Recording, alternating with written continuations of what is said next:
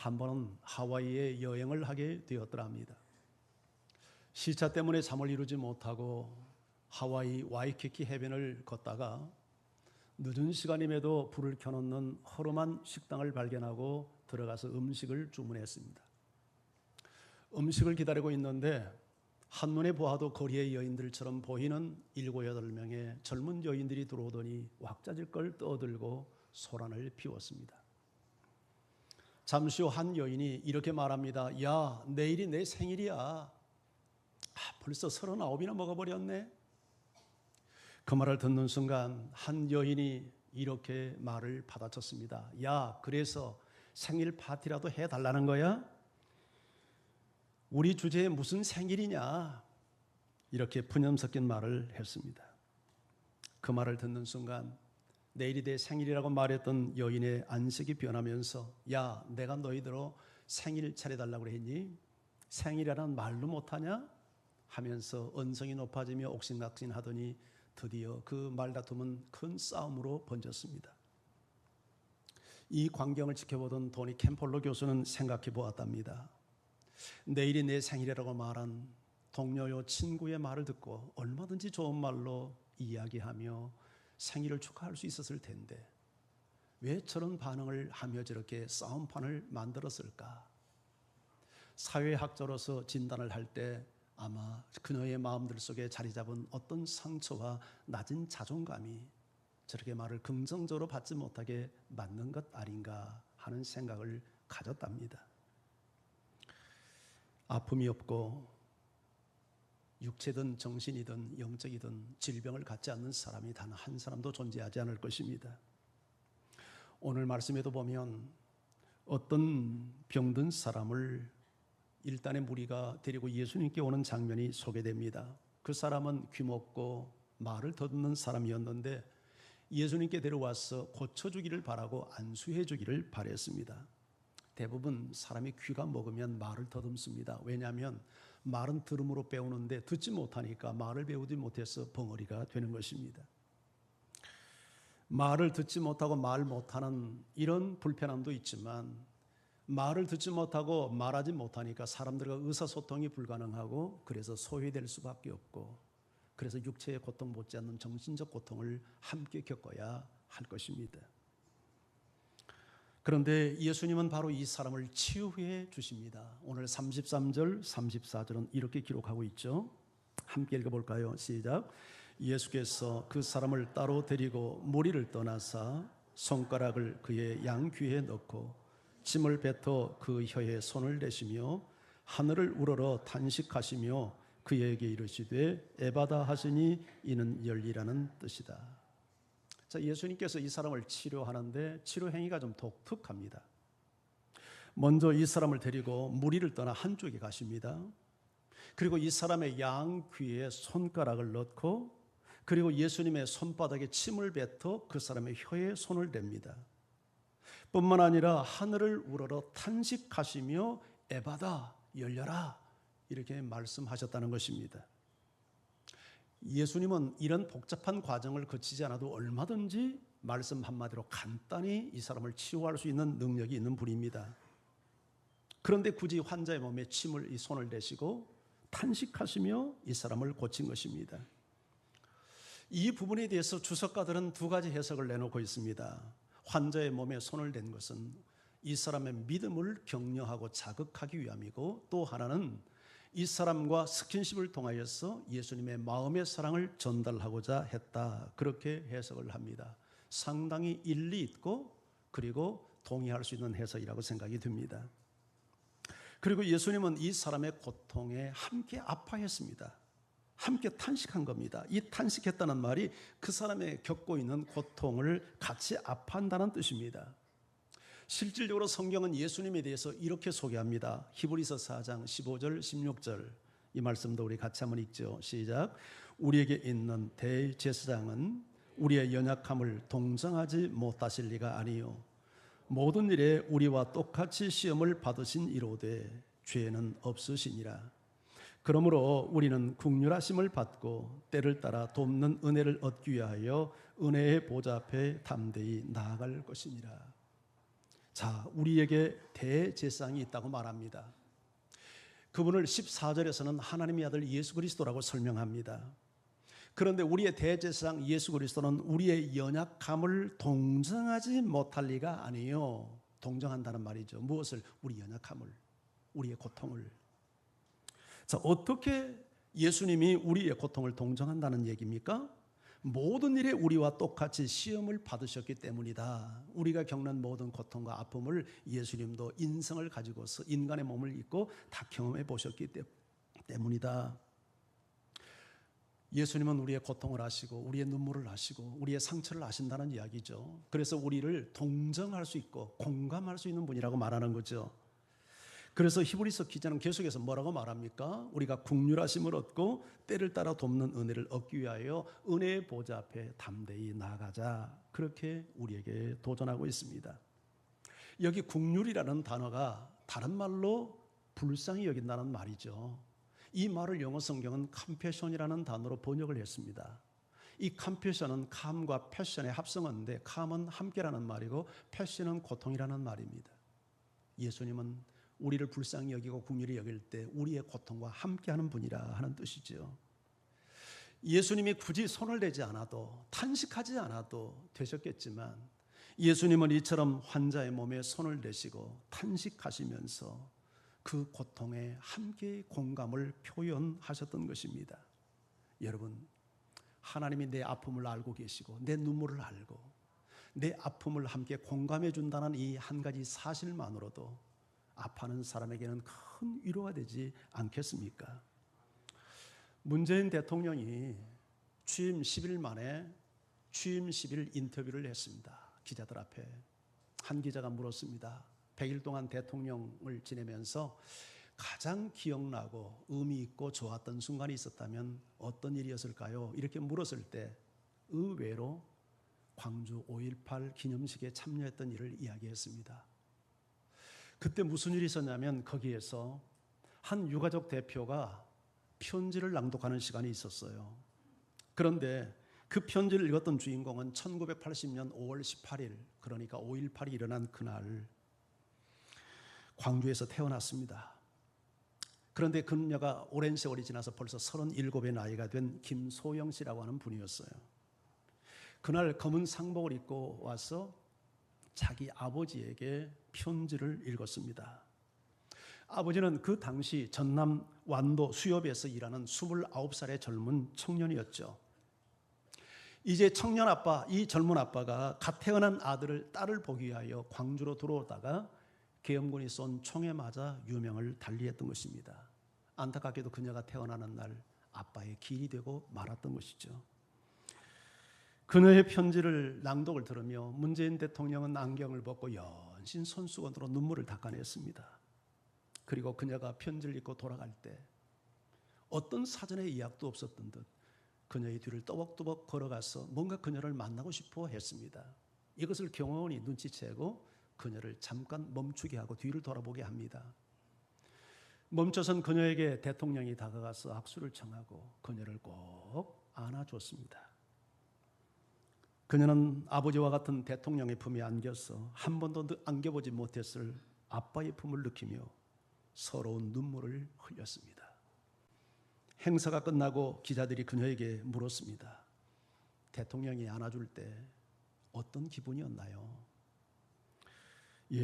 마치 아빠가 안아준 것 같이 포근했고 흐느껴 목 놓아 울고 싶었습니다.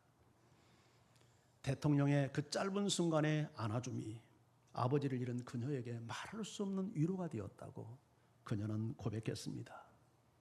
하물며 하나님께서 이 땅에 오셔서 우리와 같은 인간의 몸을 가지시고 고통받는 사람의 연약함을 터치하시면서 함께 탄식해 주셨을 때 육체가 치유되는 것은 말할 것도 없고 그 마음 또한 얼마나 포근한 위로를 경험했겠습니까?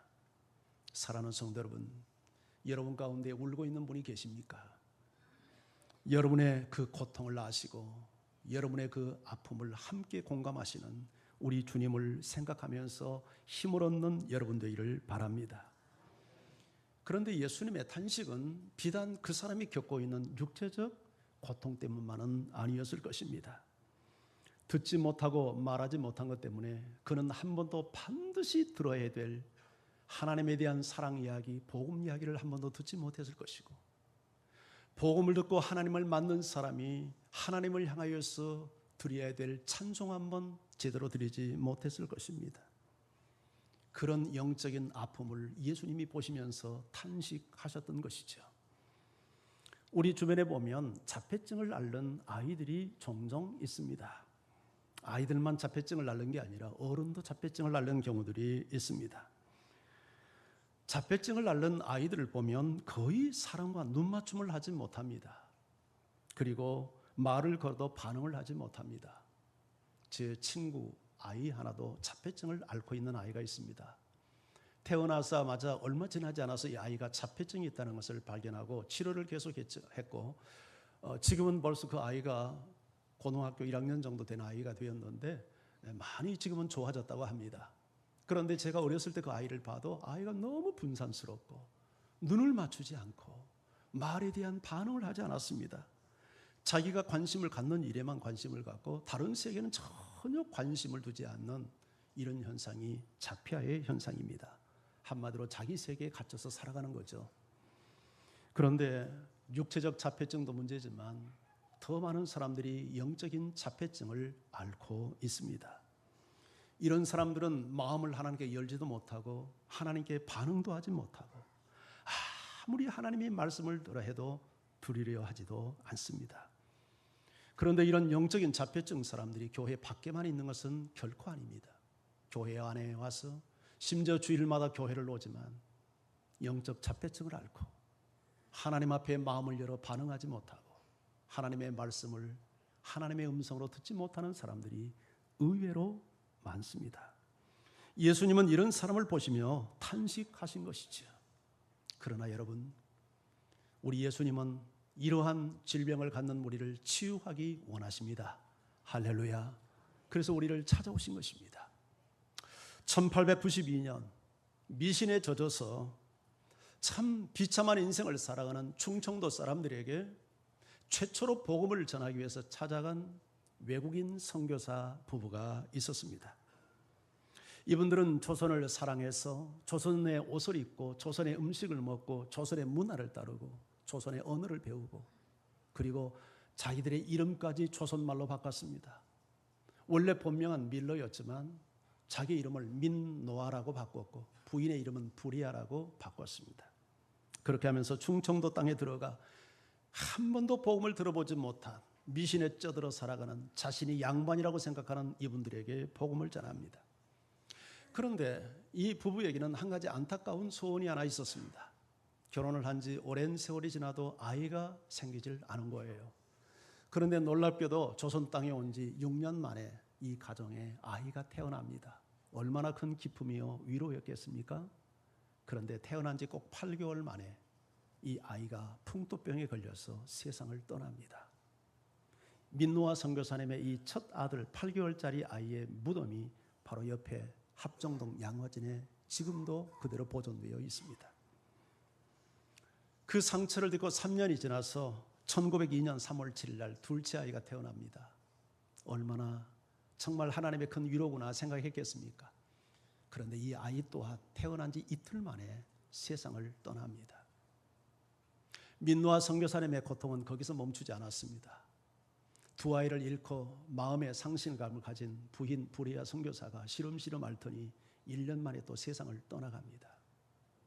연달아 3사람이 죽어나가는 것을 지켜보아야 했습니다. 이런 민노아 선교사의 고통을 지켜보던 조선 사람들이 선교사에게 묻습니다. 당신이 믿는 예수는 누구래요? 그리고 당신이 전하고자 하는 예수는 누구기에 당신을 이렇게 괴롭힌답니까? 이렇게 질문을 했습니다. 그때 민노아 선교사는 대답 대신 찬송을 지어 부르기 시작을 합니다. 그 찬송이 우리 찬송가에도 수록되어져 있습니다. 찬송가 96장 예수님은 누구신가 하는 찬양입니다. 우리 이 찬양 같이 한번 불러볼까요?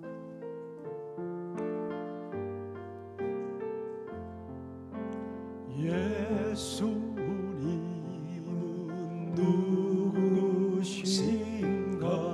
우는 자의 위로와 없는 자의 풍성이며 천한 자의 높음과 잡힌 자의 노임되고 우리 기쁨 되시네. 예수님은 누구신가? 약한 자의 강함과 눈먼 자의 빛이시며 병든 자의 고침과 죽은 자의 부활되고 우리 생명 되시네. 예수가 누구간데 그처럼 당신을 괴롭힌단 말이요? 묻는 질문 앞에 민노아 선교사님은 눈물로 이 찬양을 드립니다. 예수님은 우는 자의 위로요, 없는 자의 풍성함이요, 낮은 자의 높음이요, 천한 자의 귀함이요, 잡힌 자의 노임이라. 그분은 우리의 기쁨이라. 어떻게 이런 찬양이 그런 환경에서 가능했을까요? 예수님이 찾아오셔서 그 마음을 터치하시고 위로하시는 위로를 경험하지 않고 부를 수 있는 찬송이라고 생각합니까? 사람들이 이해하지 못하는 고난 속에서 예수님은 민노아 선교사를 찾아와서 그의 마음의 상처를 어루만지며 그를 위로해 주었던 것입니다. 가진 것 없었지만 그 마음속에 풍요가 그래서 넘쳤던 것입니다. 민노아 선교사는 45년 동안 한국 땅에 머물면서 두 자식을 잃고 부인을 잃은 상황에서도 복음을 전했습니다. 그리고 그가 제일 처음 와서 복음이 없는 그 땅에서 복음을 전하기로 생각하고 찾아갔던 충청도 땅, 그러나 두 자식을 땅에 묻어야 되고 부인까지 땅에 묻어야 했던 상처의 땅, 그 땅을 33년 동안 떠나지 않고 복음을 전했습니다. 그러다가 1937년 7월 3일 그는 하나님의 부름을 받고 71세의 일기로 우리 곁을 떠나갔습니다. 사랑하는 성도 여러분, 우리 주님은 우는 자의 위로요, 없는 자의 풍성임을 믿으시기 바랍니다. 1960년 미국은 큰 정신적 회오리를 겪고 있었습니다. 그때 한참 베트남 전쟁이 성행이고, 그리고 수많은 젊은이들이 미국 땅에 가서 죽었을 때 젊은이들이 허무주의에 사로잡혀서 삶의 의욕도 희망도 잃고 자신의 삶을 탄식하며 집을 떠나 캘리포니아 해변을 누비며 돌아다니면서 술과 마약으로 어떤 허무주의를 노래하며 통기타 하나를 메고 허무주의를 노래하며 그렇게 인생을, 젊음을 탕진하며 살았습니다. 그들을 우리는 히피라고 부르지 않습니까? 이 히피는 극단적인 자유주의를 추구하며 기존의 질서와 모든 통념을 거부하고 자기들 원하는 대로 사는 이런 사상을 가진 사람들을 히피족, 히피주의라 그렇게 이야기를 합니다. 이런 히피를 보면서 그때 미국의 지도자들은 미국은 이제 더 이상 희망이 없다고 탄식했습니다. 그런데요, 놀라운 일이 일어납니다. 그렇게 이제는 절망 속에 허무주의에 사로잡혀서 이제 될 대로 되라고 하는 노래를 부르며 허무의 노래를 부르며 살았던 수많은 젊은이 히피족들이 때를 이루며 예수 앞에 돌아오는 예수의 혁명, 예수 운동이 그들 속에 일어나고 있었던 것입니다. 이 많은 히피들을 주님 앞에 인도하는데 가장 결정적인 영향을 미치고 우선순위를 갖고 사역했던 분이 그 LA 남쪽에 있는 갈보리 채플의 척 스미스 목사님입니다.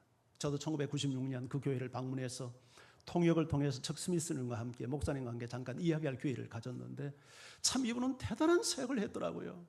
예, 그 해변에 수많은 히피들이 교회에 와서 예배드리는 것을 막 장로님들이 싫어해요.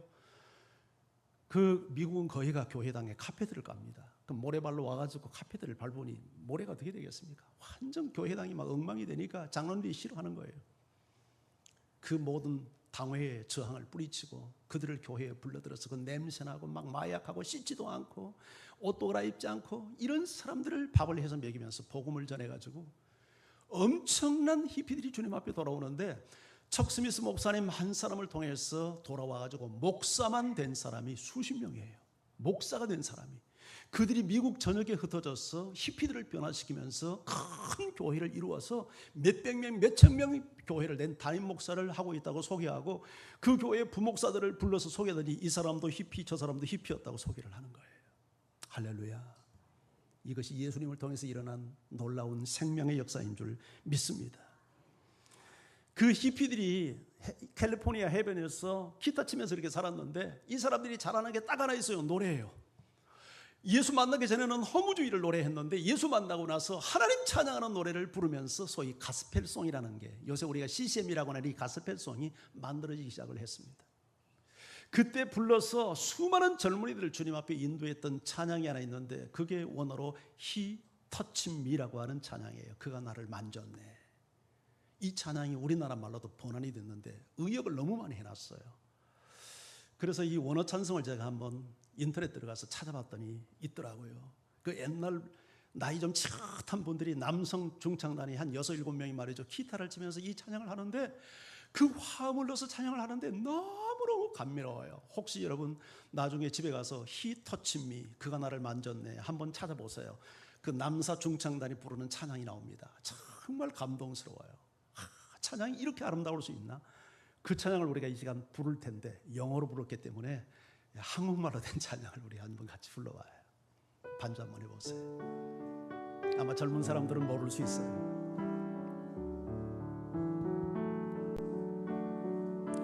험한 세상 나 그네길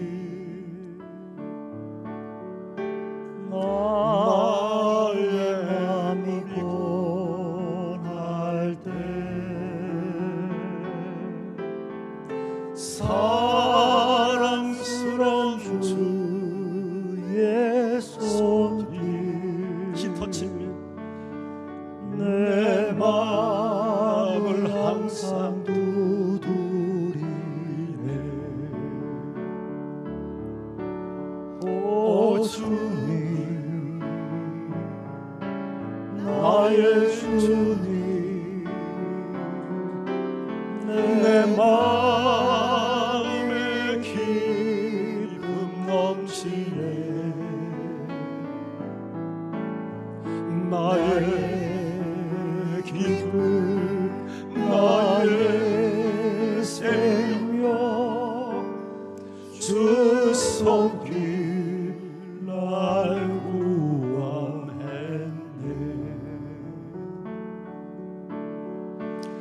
주 예수를 내가 안기, 나의 죄짐 벗어내 주, 영원토록 감사하며 늘 주께 찬송 돌리라. 오 주님, 나의 주님, 내 마음에 기쁨 넘치네. 나의 기쁨, 나의 생명, 주 손길 날 구원했네. He touched me. 주님을 만나면 이런 놀라운 변화가 우리에게도 일어납니다. 할렐루야. 귀먹고 말 더듬는 이 사람을 향해 예수님은 이렇게 말씀합니다. 에바다, 열려라. 그 순간 이 사람의 모든 질병이 떠나갑니다. 35절 같이 읽죠. 시작. 그의 귀가 열리고 혀가 맺힌 것이 곧 풀려 말이 분명하여졌더라. 예수님이 에바다 하는 순간 귀가 열리고 혀가 맺힌 것이 곧 즉시 바로 풀려서 말이 분명해졌다. 말씀의 능력입니다. 말씀의 능력. 예수님이 귀를 터치하고 혀를 터치하는 순간이 아니라 예수님의 입술에서 에바다 말씀하는 짧은 말씀이 선포되는 순간 귀가 열리고 혀가 풀리는 역사가 나타나는 거예요. 이 에바다의 말씀은 최초의 천지를 창조할 때 빛이 있으라 했던 그 말씀이요, 해와 달과 별이 있으라 했을 때 그 말씀, 하나님의 말씀, 이 말씀이 우리의 심령밭에 떨어질 때 마음 문이 열리고 영혼의 문이 열리고 영적인 귀가 열리고 영적인 입이 열리고 영적인 눈이 열리는 역사가 나타나게 될 줄 믿습니다. 여러분이 하나님의 말씀을 들어야 돼요. 말씀이 곧 하나님이시고 말씀이 내 심령 속에 떨어질 때 인생의 변화가 찾아오는 줄 믿습니다. 사람들은 이 사람이 치유되는 모습을 보며 예수님을 칭송하기 시작합니다. 37절, 사람들이 심히 놀라 이르되 그가 모든 것을 잘하였도다. 못 듣는 사람도 듣게 말하고 하고 말 못하는 사람도 말하게 한다 하니라.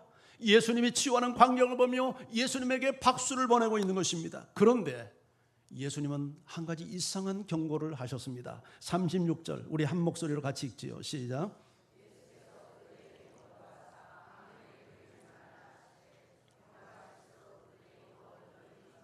예수님이 경고했죠. 뭐라고 경고했어요? 아무에게도 말하지 말아라. 그런데 경고할수록 어떻게 됐어요? 더욱 널리 전파되었다. 약간은 예수님이 주시는 주의가 좀 뭔가 우리가 정상적이지 않다고 생각이 듭니다. 아마 이런 일을 겪었으면 어떻게 하는 게 좋겠습니까? 얘들아, 가서 많이 소문내라. 이렇게 해야 정상이지 않겠습니까? 근데 예수님 말하지 말라는 것입니다. 왜 그랬을까요? 중요한 메시지가 있습니다. 예수님께서 병을 고쳐주셨지만 그것이 예수님이 오신 본질이 아닌 것이죠. 예수님은 육체의 병을 고치기 위해서 이 땅에 오신 분이 아니라는 거예요. 우리에게 물질을 주어서 부자 되게 하기 위해서 이 땅에 오신 분이 아니라는 거예요. 그건 예수 믿지 않아도 할 수 있는 일이에요. 그런데 예수가 오지 않으면 할 수 없는 일이 있어요. 그게 뭐냐면 우리 영혼을 치료하는 일이에요. 우리 죄 문제를 해결하는 일이에요. 우리를 하나님에게 인도하는 일이에요. 심판을 면하게 하는 일이에요. 우리에게 영생의 선물을 주는 일은 예수 그리스도 아니면 할 수 없는 일이에요. 예수님이 오신 목적은 바로 그 일을 위해서 오셨어요. 그래서 귀머거리 되고 벙어리 된 자를 치유하는 사건은 놀랍게도 예수님이 육신의 질병을 치료하는 분이라는 것을 주는 메시지가 아니에요. 이것은 예수가 우리 영혼을 치료하는 메시아라는 사실을 알리는 사건이에요. 그래서 이사야 선지자는 이렇게 이야기합니다. 이사야 35장 4절 6절 우리 같이 읽죠. 시작. 하나님이 오사 너희를 구하시리라 하라.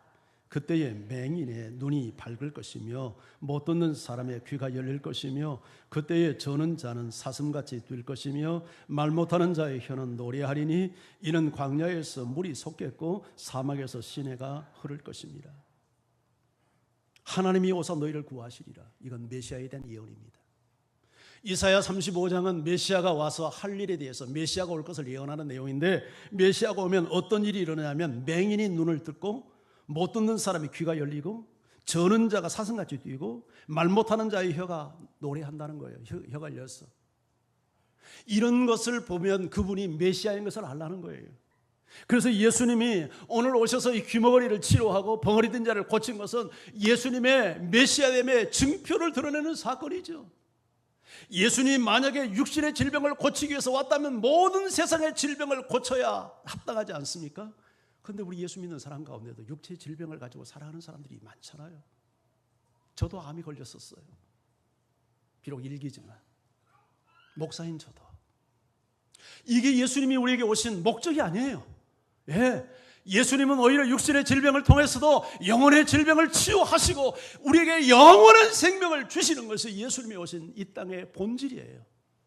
그걸 오해하고 곡해해서 본질은 감춘 채 비본질만 껍데기만 피상적인 예수만 알려지는 것을 예수님이 경계했던 것이죠. 자, 그런데 아까 우리 그랬잖아요. 주의를 줬는데도 불구하고 경고할수록 어떻게 됐다고요? 더 전파가 됐어요. 여기 중요한 메시지가 있다고 봅니다. 오늘 그들이 무슨 내용을 전했는가는 차치하고라도 예수의 은혜와 기적을 체험한 사람은 입을 다물 수 없다는 것은 진리 아닙니까? 여러분, 우리가 예수님의 은혜를 체험한 사람은 절대 침묵할 수 없다는 것 우리 자신이 알지 않습니까? 예수님의 제자들이 예수님의 부활을 목격하고 성령을 받은 이후에 그들은 온 동네방네를 돌아다니며 예수의 부활을 알리기 시작합니다. 사람들은 예수가 부활했다는 그 너무나도 생생한 증언을 듣고 하루에도 수천 명의 사람들이 주님 앞에 돌아오는 폭발적 부흥의 역사가 예루살렘에 일어나잖아요. 그러니까 유대 지도자들이 두려워서 사도들을 붙잡아다가 감옥에 넣고 협박을 합니다. 앞으로 어떤 경우에도 예수의 이름으로 말하지 말고 예수의 이름으로 가르치지 말라는 거예요. 이런 경고와 협박을 받았을 때 사도들이 뭐라고 이야기합니까? 우리는 보고 들은 말을 말하지 않을 수 없노라. 우리가 보았고 우리가 체험한 진리를 침묵할 수 없노라. 이것이 은혜를 체험하고 예수 만난 사람의 간증이요 고백인 줄 믿습니다. 예수 만난 사람은 침묵할 수 없어요. 여러분, 왜 입을 다물고 삽니까? 예수가 내 인생을 변화시킨 체험이 없어서 그래요. 그러나 정말 예수 만나서 내 인생이 변화되고 내 영혼이 구원되고 정말 예수만이 내 인생의 소망인 것을 확신한 사람은 입을 다물 수 없어요. 할렐루야. 저는 오늘 설교를 시작하면서 토니 캠폴로 교수 이야기를 여러분에게 소개했습니다. 그런데 그 후 이야기가 계속됩니다. 그 싸움은 식당 주인이 만류해서 싸움이 멈춰지고 그들은 다 식당을 떠났습니다. 그 후에 캠폴로 교수가 식당 여주인에게 물었습니다. 저 여자들이 자주 옵니까? 네, 매일 밤 옵니다. 이 시간에 꼭 옵니다. 그때 캠폴로 교수가 식당 여주인에게 한 가지 제안을 합니다. 그렇군요. 그러면 그녀를 위해서 내일 여기서 우리 생일 파티를 한번 준비하면 어떨까요? 비용은 제가 되겠습니다. 아, 그 좋은 아이디어네요. 그렇게 하죠. 그러면서 그녀의 신상까지 얘기해 줍니다. 그 아이의 이름은 아그네스고요. 마음씨가 너무너무 착한 아이인데 참 불쌍한 아이예요. 그러면서 날이 밝고 아침이 되었을 때 식당 여주인은 친구들에게 그 사실을 알리며 좀 이른 시간에 오라고 부탁을 했고 그 대신 아그네스에게는 비밀로 해줄 것을 요청합니다. 저녁 시간이 되었을 때 여기저기서 거리의 여인들이 모여들고 식당 안은 가득하게 사람이 채이고 테이블 위에 케이크 준비되고 거기에 촛불이 타오르고 그리고 아그네스가 등장합니다.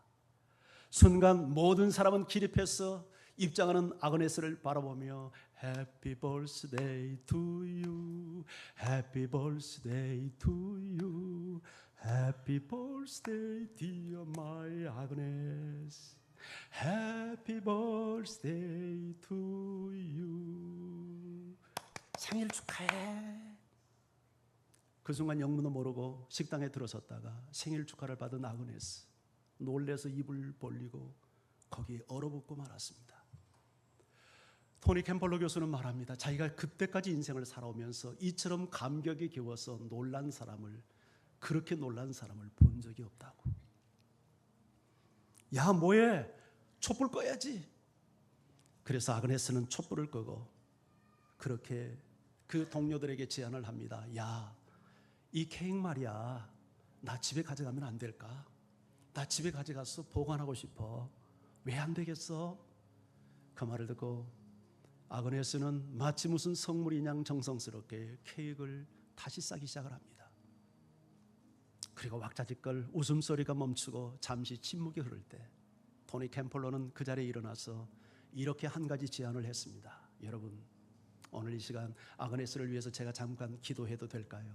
모두들 고개를 끄덕였습니다. 그래서 고개를 숙이고 토니 캠폴로 교수는 아그네스와 거기 있는 여인들을 위해서 기도하기 시작을 합니다. 그리고 주님께서 그 시간 그 자리에 임재하셔서 여인들을 만지기 시작합니다. 그날 저녁 아그네스는 통곡했고 거기 모인 모든 여인들 눈이 충혈될 정도로 통통 부을 정도로 많은 눈물을 흘리며 하나님 앞에 마음을 여는 은총의 시간이었습니다. 캠폴로 교수가 말합니다. 적어도 그날 밤 그 자리는 더 이상 식당이 아니었다고. 그 자리는 하나님의 임재가 함께하는 거룩한 교회였다고. 나는 그 자리에 하나님의 나라가 임재하는 것을 보았노라고. 이 놀라운 경험을 근거하여 캠폴로 교수는 한 권의 책을 썼습니다. Kingdom of God, is party. 하나님의 나라는 파티야. 이런 책입니다. 이 교수의 작은 사랑과 식당 여주인의 작은 사랑이 이루어낸 놀라운 기적의 열매였습니다. 저는 캠폴로 교수가 준비한 이 파티를 여러분과 함께 이곳에서 한번 개설해 보고자 합니다. 주님께서 사람들의 마음을 열어주는 파티, 세상에서 소외되고 상처받은 사람들을 초대하여 마음을 열게 하고 치유하는 파티, 그들이 영혼의 눈을 열고 하나님을 찬양하는 찬양의 파티, 한 번도 위로받지 못했던 하나님의 진정한 위로를 경험하며 인생을 변화시키는 감동의 파티. 여러분, 이 파티를 위해서 여러분 모두 이 파티를 준비하는 식당의 여주인이 한번 되어주지 않겠습니까? 이 파티를 사람들에게 알리고 사람들을 이 파티에 초대해보지 않겠습니까? 제가 그들에게 복음을 전하고 그들을 위해서 기도할 것입니다. 귀먹고 말 듣는 이 사람이 예수님을 만나서 평생의 고통을 치유받을 수 있었던, 제가 설명하지 않는 중요한 키 하나가 오늘 성경에 숨어 있습니다. 그게 뭐였을까요? 놀랍게도 이 사람을 예수님께 데려온 사람들이 있었다는 사실입니다. 만약 그 어떤 사람들이 이 사람을 예수님께 데려와 안수해 주기를 요청하지 않았다면 이 고통받는 사람은 일평생 육체의 고통과 정신적 고통과 영적인 어둠 속에서 불행한 삶을 살다가 어쩌면 지옥 백성이 되고 말았을 것입니다. 그런데 놀랍게도 어떤 사람들이 그를, 이름도 없는 무명의 사람들이 그를 예수님께 데려와 주었습니다. 그래서 예수님을 만나 치유되는 놀라운 역사가 일어났습니다. 새생명 축제라는 게 뭐를 의미합니까? 바로 인생의 문제와 고통을 안고 살아가는 우리의 사랑하는 이웃들을, 나와 상관없이 살아가는 그 어떤 사람들을 예수님께 인도해서 그들이 치유받도록 도와주는 거룩한 사역입니다. 그들이 예수님을 만나면 분명 새로운 삶을 살게 될 것이고, 우리가 살아가면서 정말 경험할 수 있는 최고의 보람과 가치가 있다면 한 사람의 인생을 변화시키는 데 도움을 주는 일이 아닐까요? 천하보다 귀한 한 영혼을 살려내는데 우리가 작은 미력 하나마 힘을 보태는 일이 우리가 경험할 수 있는 최고의 보람이요 가치요, 그것이 정말 의미 있는 행복이 아닐까요? 이 일을 여러분과 같이 시작해 보고자 합니다. 이제 다음 주는 그렇게 인도할 세 사람을 주님 앞에 보고할 것인데, 이번 우리 구호가 133입니다. 한 사람이 세 사람을 세 번 인도해서 복음을 듣게 하는 일입니다. 여러분, 힘들다고 말하지 마십시오. 내 코가 석자라고 말하지 마십시오. 전도하면서 내가 힘을 얻게 될 것입니다. 생명이 살아나는 모습을 보면서 감격하게 될 것입니다. 그 사람이 우는 게 아니라 그 사람이 구원받는 것을 보면 내가 우는 감동을 경험하게 될 겁니다. 이 일을 우리 모두가 함께 해볼 수 있기를 축복합니다. 한 주간 기도하면서 주님, 이 축제에 꼭 인도할 세 사람을 저에게 붙여주세요. 기도하는 한 주간이 되기를 축복합니다.